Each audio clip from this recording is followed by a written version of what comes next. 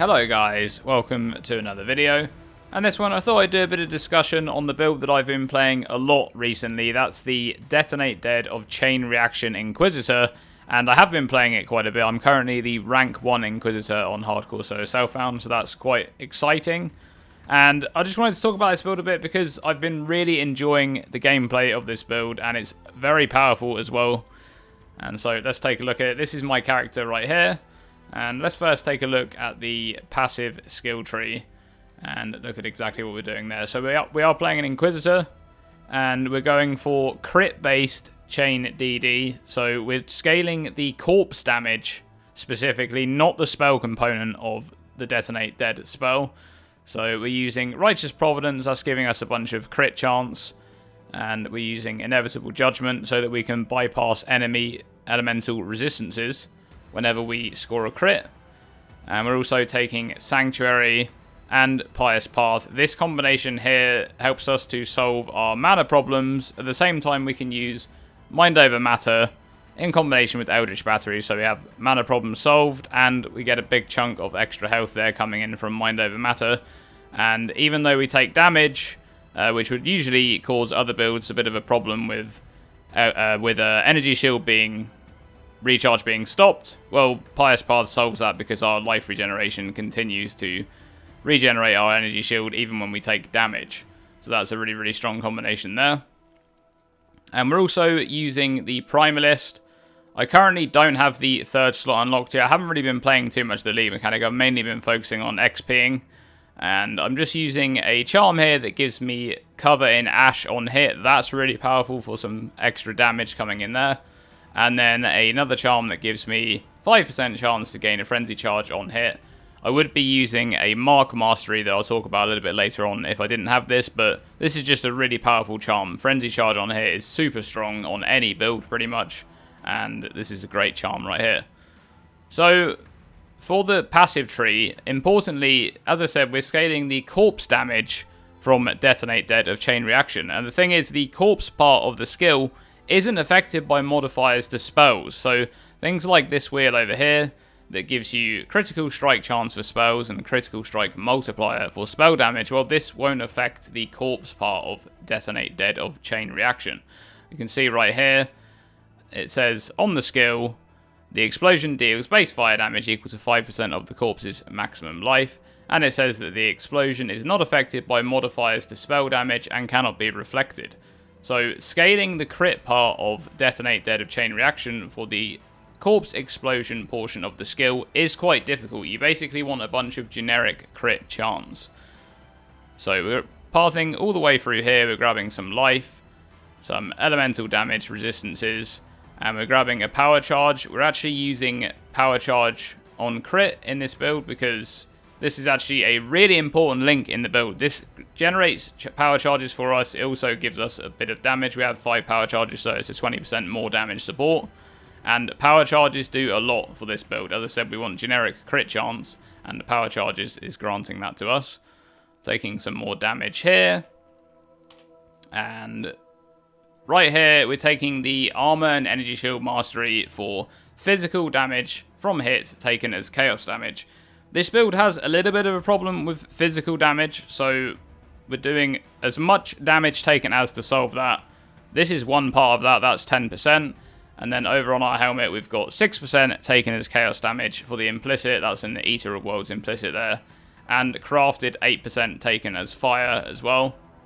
And that's going to give us a bunch of damage taken as, which is really, really nice. On the body armor, we also have the Gravicious mod for 5% taken as fire and 6% taken as lightning. I should probably recraft that to get both up to 6%, but that's really important for solving physical damage hits, because this build doesn't have a huge amount of armor. You can see here, without Flasks up, I'm on 13,800 armor, which isn't that great, but I actually have quite a lot of flat additional physical damage reduction coming in as well. I've got 6% here on the body armor, and then I also have a craft here, 13% additional physical damage reduction while focused on the gloves. And on my amulet, the amulet's pretty bad, but I'm using it mainly because it has chaos resistance, and it has the unveiled endurance charge modifier, The crafted one will give you a minimum charge, but the unveiled one will give you a chance to gain endurance charges on kill, and that means that while I'm mapping, I always have maxed out endurance charges. So I actually have quite a bit of additional physical damage reduction to go with my armor, and then after that chunk of damage is taken and mitigated with my resistances, the remaining physical damage is actually reduced by quite a lot. So that's quite strong there, and I'm just grabbing some life here, some mana reservation. This mastery here for increased damage for each aura or herald skill on you is really strong in this build because we're using a lot of auras. We're actually using Arrogance linked to Precision because that's a giant amount of flat generic crit chance there. And then I'm using Grace, and I'm also using Determination over here. And I'm using Defiance Banner, and I also have a Haste and Vow Haste on a Divine Blessing link. So that's a lot of damage coming in from this one node here. And then going over here, I talked about Mind Over Matter already. That's being taken. Some fire damage here with cast speed. Cast speed is really, really important for this build. I'll get to that in a moment when I'm talking to the gear. And we're going through some life here, some energy shield. Energy shield is really nice for this build. I'm not really focused on gaining a lot of energy shield. We have about 1200 energy shield right now, which is pretty decent. It's enough for it to be really impactful for an extra chunk of life from Mind Over Matter, and enough to be able to use Divine Blessing. But you'll see in a moment that my gear isn't that focused on energy shield. Taking the Undertaker wheel here, this is really important for damage. These two nodes here, corpses you spawn have 5% increased maximum life. 5% doesn't sound like a lot, but it's multiplicative, so it's really, really strong. The scaling is very strong there. Whenever you land a Spectre summoned corpse from Desecrate, it's going to deal a lot of damage. Taking Melding here, this is actually a huge chunk of the energy shield that we have coming in from Melding. And then up here, taking some crit multi, some reduced extra damage from crits. Here's Eldritch Battery as well, that's what I talked about. Solving our mana cost problems. And here's some aura effect. Some more aura effect. And the main reason why I'm on this side of the passive tree over here by the Shadow Star is because I want to have capped spell suppression, and I also want all of the generic crit chance that we get here. So by parting down here, we get 20% crit chance here. Here's another 20%, another 20%, another 25%, and some crit multi here. Some life, cast speed, and over here, another power charge. Parting down this side. Here's the spell suppression wheel. And I'm going all the way down here and grabbing Inveterate as well for more spell suppression. This part of the tree here isn't really necessary. My gear isn't quite ideal. I could reach spell suppression cap without taking this wheel. But this isn't that bad. I mean, Inveterate isn't a bad wheel at all. It's very high value for the amount of spell suppression you get. An extra 3% prevented as well. And I'm also anointing Entrench for even more spell suppress. And as I said earlier, I have a charm for Frenzy on here. If I didn't have that charm, I would take this mark wheel right here. This is actually a lot of damage because it makes the enemy take 10% increased damage, which is very strong. And this is 20% damage of hits here on each node. And then I would take the Frenzy Charge on hit against a marked enemy mastery, and that would generate Frenzy Charges on bosses. And I actually have a trigger weapon for my Assassin's Mark, which means I would also just have frenzies while mapping as well with that setup.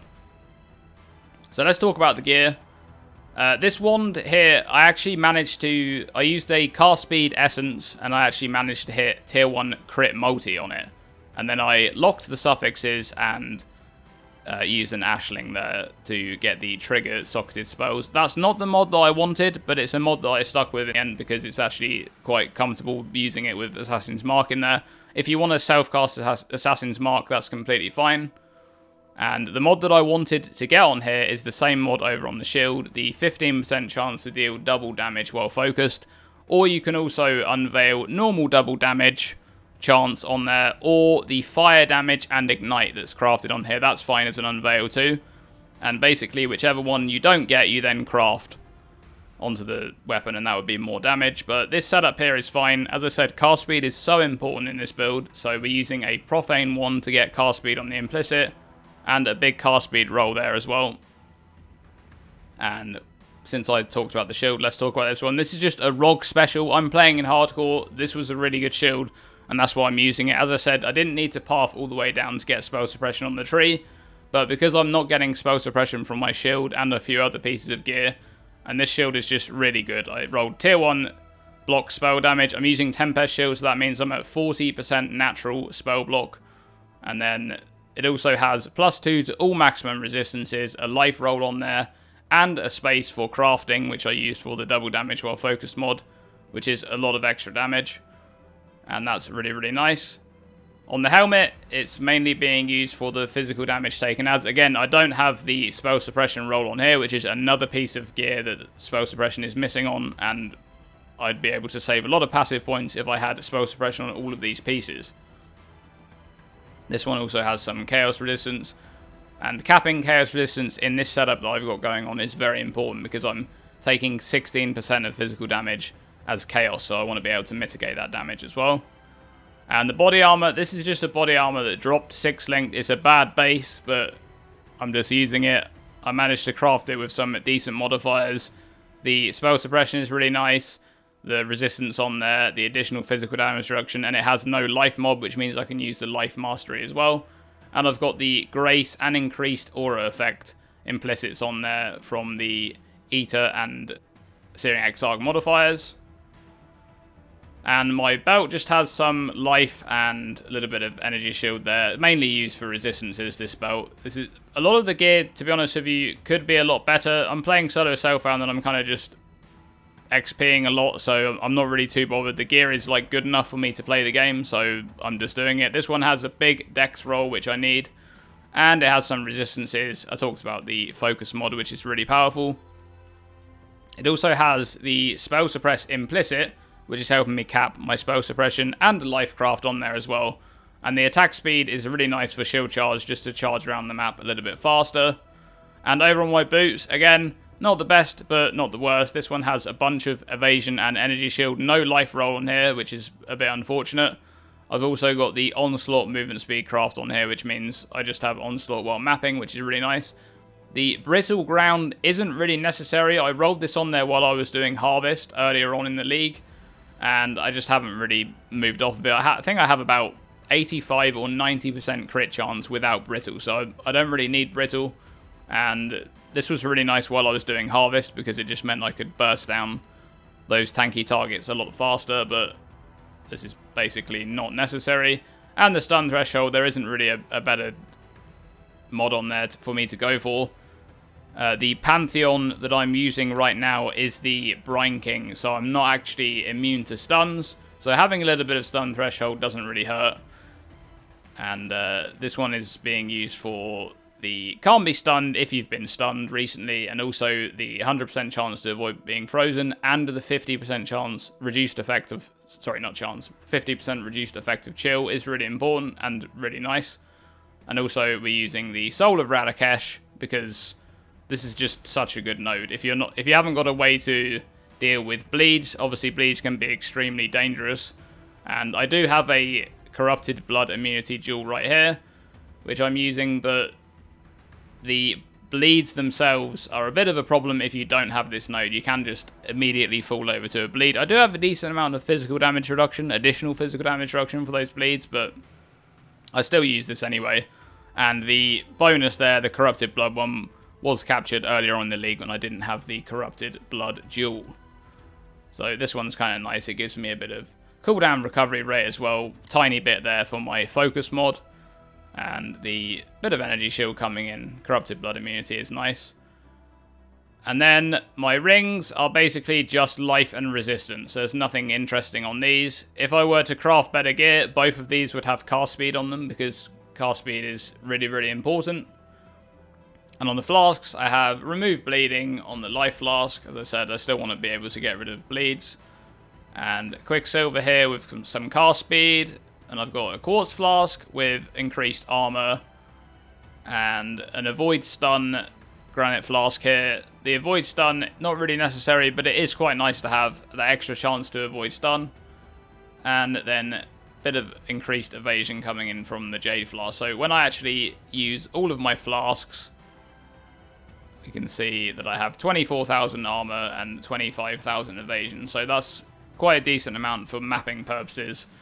And as for our skills and links in the gear, we got the main 6 link in the body armor, Detonate Dead of Chain Reaction of course, and one thing I will say about this build is that it's very, very limited on the supports that you can use with this setup, because for example, fire penetration isn't a thing because we're an Inquisitor, we can't use inspiration because we're not spending any mana, etc, etc. We don't want to use things like concentrated effect because it's just ruining our area of effect coverage, so the build is suffering from a few problems with what support gems it can use, which is part of the reason why we're using Power Charge on crit again.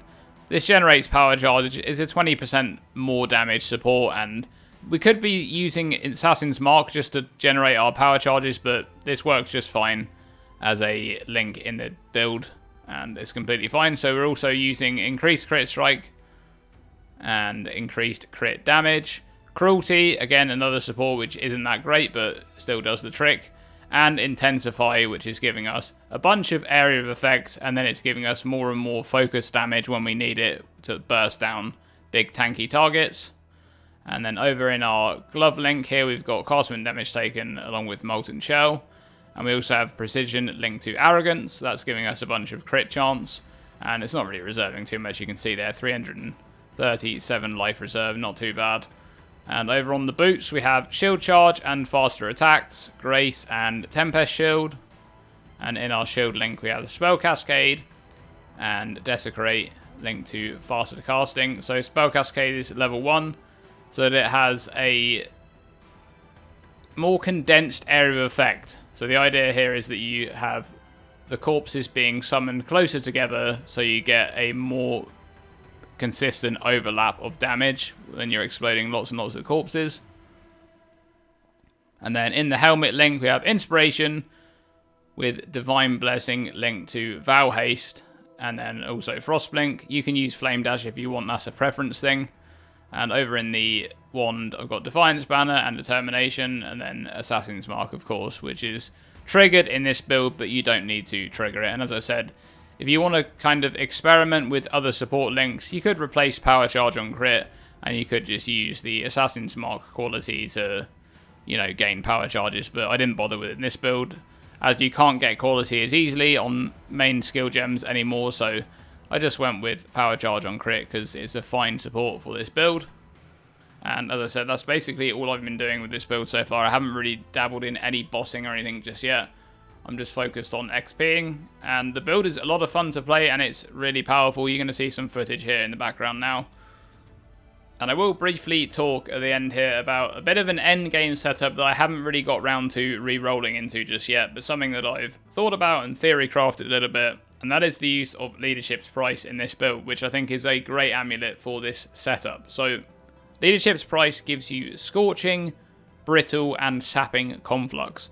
Those 3 ailments are basically the all-elemental ailments, and Conflux means that all of your damage inflicts those ailments. So we're going to be inflicting all those ailments, and we're going to be inflicting them at a high magnitude because we're doing a lot of damage with those corpse explosions.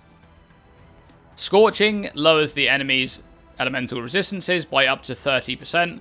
Brittle gives you up to 6% additional base crit chance, and Sapping gives the enemy up to 20% less damage dealt to other enemies, so that's a really good defensive mod there as well. Now the reason that I would use this on an endgame setup for this build is that reaching 100% crit chance is actually quite difficult, as I've explained, and having Brittle will make it very trivial to get to that 100%. But the problem here with using this is that you're kind of wasting the Scorch, because, well, you're using Inevitable Judgment on an Inquisitor, which means you're bypassing elemental resistances. And so that minus 30 potential elemental resistance coming in from Scorching Conflux is completely wasted. In which case, what I would do is I would change the setup here on an Inquisitor. I would spec out of Inevitable Judgment, and then I would go into Augury of Penitence. And that might seem a little bit weird. You're like, why are you playing an Inquisitor anymore? Once you have this setup going with Augury of Penitence, and you're going to easily cap out your crit chance, you can then move out of Assassin's Mark into a double curse setup using Whispers of Doom. You would use Flammability and Elemental Weakness, and then you can also use Exposure, which means you're going to be able to get enemies into a massive deficit in terms of elemental resistances. And because you're not going to have a problem capping out crit chance, you can replace increased critical strike support with fire penetration, because now you can penetrate resistances as well. And that's just going to be really, really strong. Like a really, really strong setup. It's going to do way more damage. However, why would you want to be an Inquisitor at that point? The answer is you probably don't want to be an Inquisitor at that point, because the better class to play this Ascendancy now would be Necromancer. If you want to play this build, Necromancer is better in the very, very end game, because using Leadership's Price, as I said, you no longer need the crit chance coming in from Inquisitor, because you can cap crit quite easily without it, because you have 6% base crit on the Detonate Dead gem itself, another 6% coming in from Brittle. That's a 12% base crit chance, and from there you'll be able to reach 100%. And then Necromancer is just the better Ascendancy, because it has tons of cast speed coming in on the Ascendancy, it has better defenses, and it's probably the better overall build as well. But Inquisitor does have a sweet spot between Necromancer and Inquisitor. The sweet spot is in the mid to late game, where the build is just better than Necromancer. Necromancer early on is better with Elemental Overload, while the Inquisitor doesn't have enough crit chance. In the mid to late game, when Inquisitor's crit chance starts to creep up to 100%, the damage really is starting to exceed the Necromancer's damage. And then in the late game, as I talked about, with the Leadership's Price setup, I think Necromancer is going to be the better option to go with. And that's really going to be it for this video. I just wanted to do a bit of discussion on this build and talk about what I've been doing in this league. I've been really enjoying the league so far. I've barely even dabbled in the league mechanic. There's just so much interesting things going on with the new skill gems. So many new things to do. There's so many builds I want to get around to playing. And this is the one that I landed on and that I'm really enjoying right now. So I wanted to do a bit of discussion on it. And let me know if you guys want to see a build guide for this setup right here, because I could do a bit more of an in-depth build guide. This wasn't really a build guide, but I think you could gain enough information from this video itself to make the build and sort of flesh it out yourself. Let me know how you're getting on with this league. Are you playing Detonate Dead of Chain Reaction perhaps, or maybe you're playing another similar skill like Volatile Dead of Seething? Let me know. And I hope you guys are having a good time with the league. And I'll see you all in the next one.